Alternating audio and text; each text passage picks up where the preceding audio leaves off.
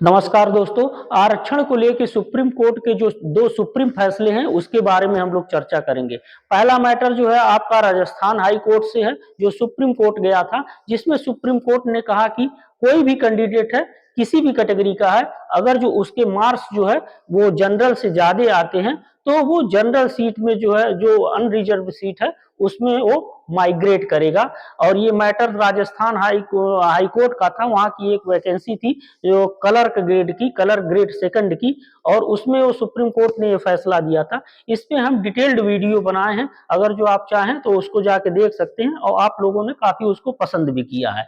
आज हम डिस्कस करेंगे कर्नाटका हाई कोर्ट के फैसले की। कर्नाटका हाई कोर्ट ने जो है जो फैसला दिया है, एक आईएफएस का मैटर था, आईएफएस एग्जाम का, और उसमें जो है एक रिजर्व कैटेगरी के एससी का कैंडिडेट था, जिसके मार्क्स जो है उसने प्रीलिम्स में जो है वो रिजर्व कैटेगरी में उसने पास किए थे, और उसको जो है उसने जो है फाइनल मेरिट में जनरल सीट के लिए दावा किया, और हाई कोर्ट ने, कर्नाटका हाई कोर्ट ने जो उसको जनरल सीट देने का फैसला कर दिया। जब ये मैटर सुप्रीम कोर्ट गया तो सुप्रीम कोर्ट ने जो है कर्नाटका हाई कोर्ट के फैसले को रद्द कर दिया, और रद्द करने के बाद जो है सुप्रीम कोर्ट ने कहा कि कोई भी कैंडिडेट हो, चाहे वो किसी भी कैटेगरी रिजर्व कैटेगरी का हो, वो डबल बेनिफिट नहीं ले सकता। अगर उसने एक बार रिजर्वेशन का लाभ ले लिया तो सेकंड बार जो है वो रिजर्वेशन तो जनरल सीट के लिए जो है वो एलिजिबल नहीं होगा। तो आइए देखते हैं पूरा मैटर क्या है। देखिए, आरक्षण लाभ लेने के बाद सामान्य सीट के हकदार नहीं सुप्रीम कोर्ट। सुप्रीम कोर्ट ने कहा अगर जो कोई भी कैंडिडेट है आरक्षण का लाभ एक बार किसी भी स्टेज में ले लिया है तो वो जो है आपका सामान्य सीट के हकदार नहीं रहेगा। ये मैटर है। तो आइए इस मैटर को जो है पूरा डिटेल में देखते हैं क्या मैटर है। सुप्रीम कोर्ट का यूपीएससी आरक्षण पर ऐतिहासिक फैसला दिया। ये जो मैटर है ये यूपीएससी का है, संघ लोक सेवा आयोग का है, जिसमें सुप्रीम कोर्ट ने जो है, ये देखिए, ये मामला क्या है, मामला किससे जुड़ा हुआ है, सुप्रीम कोर्ट ऑफ इंडिया से, क्योंकि सुप्रीम कोर्ट ने जो है इस फैसले को दिया और उसने जो है कर्नाटका हाई कोर्ट के फैसले को जो है रद्द कर दिया। और इसमें जो है आपका यूनियन पब्लिक सर्विस कमीशन भी इन्वॉल्व है, क्योंकि जो है परीक्षा करवाता है आईएएस की, आईएफएस की। मैटर जो है आईएफएस का था, और पृष्ठभूमि क्या है, विवाद आईएफएस परीक्षा 2013 से जुड़ा है। ये मैटर जो है 2013 में एक आईएफएस का एग्जाम हुआ था, और उस एग्जाम में जो है जो रिजल्ट्स आया उसी को लेकर ये विवाद स्टार्ट हुआ।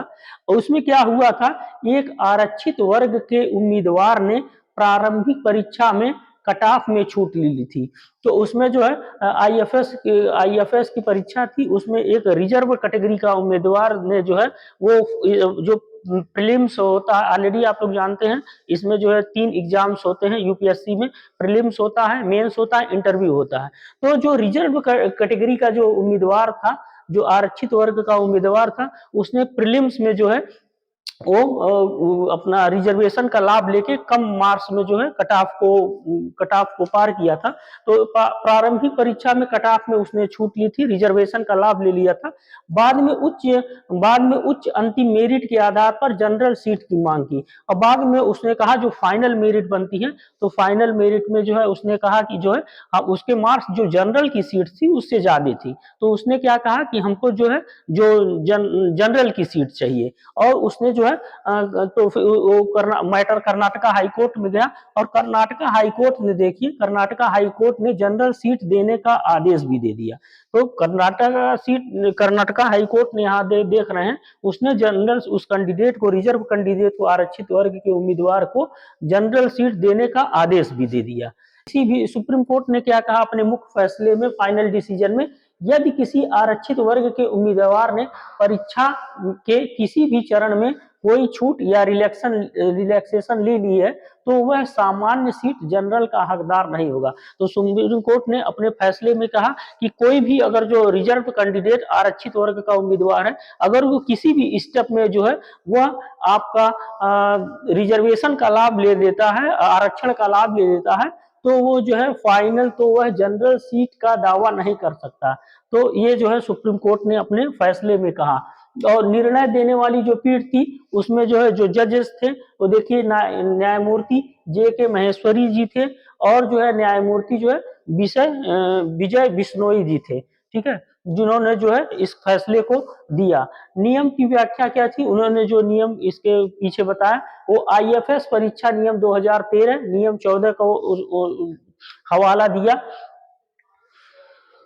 और पहले मिली छूट को अंतिम मेरिट से मिटाया नहीं जा सकता। देखिए सुप्रीम कोर्ट ने जो है अपने फैसले में कहा कि पहले मिली छूट को अंतिम मेरिट से मिटाया नहीं जा सकता। अगर फर्स्ट स्टेप में जो है आप किसी भी चरण में जो है आरक्षण का लाभ ले लिए हैं, रिजर्वेशन का लाभ ले लिए हैं, तो उसको जो है जो आपका अंतिम मेरिट है, अंतिम मेरिट से उसको मिटाया नहीं जा सकता। आप अंतिम मेरिट में जो है आप जनरल की सीट में जो है नहीं जा सकते। तो ये जो है आपका सुप्रीम कोर्ट ने अपने फैसले में कहा। देखिए पूर्ण निर्णयों से संबंध, सुप्रीम कोर्ट ने कहा कि अपने फैसले में कहा कि इंदिरा साहनी बनाम भारत संघ 1992। तो सुप्रीम कोर्ट ने अपने फैसले में ये कहा कि ये जो हमने ये जजमेंट दिया है, ये जो हमने ये किससे प्रेरित है, इंदिरा साहनी बनाम भारत संघ। और ये जो है 1992 का जो मैटर था उसमें जो है जो जजमेंट दिया गया था, उसका जो फैसला था उसी के बेसिस पे जो है ये फैसला दिया गया है। ये कोई नया फैसला नहीं है, उसी के आधार पे जो है ये फैसला दिया गया है।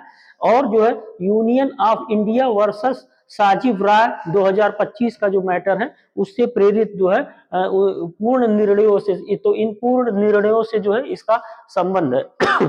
और 2026 का फैसला इन्हीं सिद्धांतों की ओर स्पष्ट, इन्हीं सिद्धांतों को और स्पष्ट व सख्त व्याख्या करता है।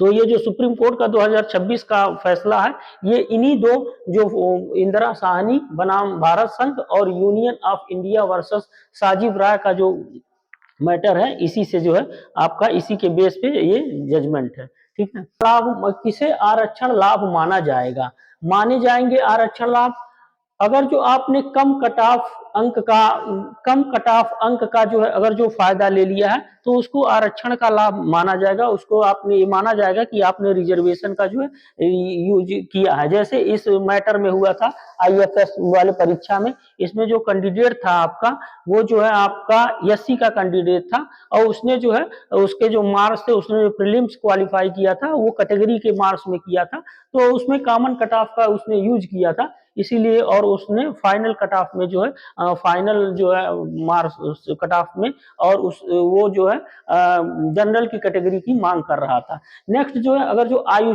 सीमा में छूट ले लेते हैं, अगर जो एज रिलैक्सेशन ले लेते हैं तो भी वो आरक्षण का लाभ जो है वो माना जाएगा।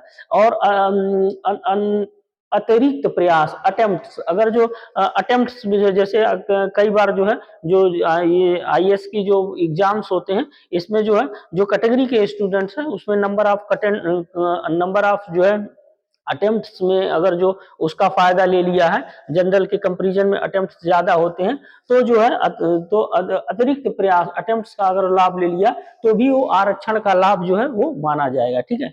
और इंटरव्यू मेंस में न्यूनतम अंकों में छूट, तो इंटरव्यू और मेंस में जो है अगर जो मिनिमम कट ऑफ या न्यूनतम अंक को अगर उसने छूट ले लिया है तो ये भी जो है आरक्षण का लाभ वो माना जाएगा, ठीक है। और क्या नहीं माना जाएगा इसको भी हम लोग देख लेते हैं। फीस में छूट, अगर जो जैसे हम फॉर्म भरते हैं जो एससी के कैंडिडेट होते हैं, ओबीसी से रिजर्व कैटेगरी के जो कैंडिडेट होते हैं उनके जो आप देखते हैं फीस में जो है वो कुछ डिफरेंस रहता है जनरल के कंपैरिजन में, तो फीस में छूट वाले को जो है हम लोग आरक्षण का लाभ जो है ये नहीं माना जाएगा, ठीक है, क्योंकि यह केवल आर्थिक सहायता है, प्रतियोगिता में लाभ नहीं है। तो यह आर्थिक सहयोगिता है और प्रतियोगिता में लाभ नहीं है, इसलिए इसको जो है आरक्षण का लाभ नहीं माना जाएगा। तो इन सारी चीजों को जो है आरक्षण का लाभ माना जाएगा। इसमें से कोई भी अगर जो इसने कम कट ऑफ का यूज किया, आयु सीमा में यूज किया, अतिरिक्त प्रयास यूज किया, इंटरव्यू में कम मार्क्स का यूज किया तो इसको जो है उसने माना जाएगा कि उसने आरक्षण का लाभ लिया है। पीएससी में आरक्षण का कैटेगरी वाइज परसेंटेज क्या है, देखिए इसमें जो है जनरली जो एससी का जो परसेंटेज है वो 15% है, एसटी को जो है जनरली जो है 7.5% दिया गया है आरक्षण। और जो है जो ईडब्ल्यूएस ओबीसी है जो आपका ओबीसी नॉन क्रीमी लेयर जो उसका 27% जो है रिजर्वेशन है। और नेक्स्ट जो है आपका जो ईडब्ल्यूएस है, ईडब्ल्यूएस का 10% रिजर्वेशन है।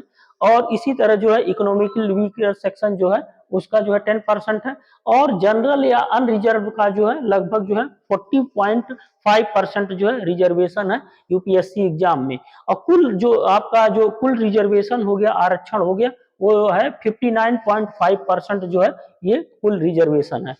और यह सीमा ईडब्ल्यूएस को जोड़ने के बाद बनी है, ईडब्ल्यूएस को इंक्लूड करने के बाद 59.5% जो है टोटल जो है आपका आरक्षण है, रिजर्वेशन रिजर्व कोटा है। ठीक, ओके, थैंक यू।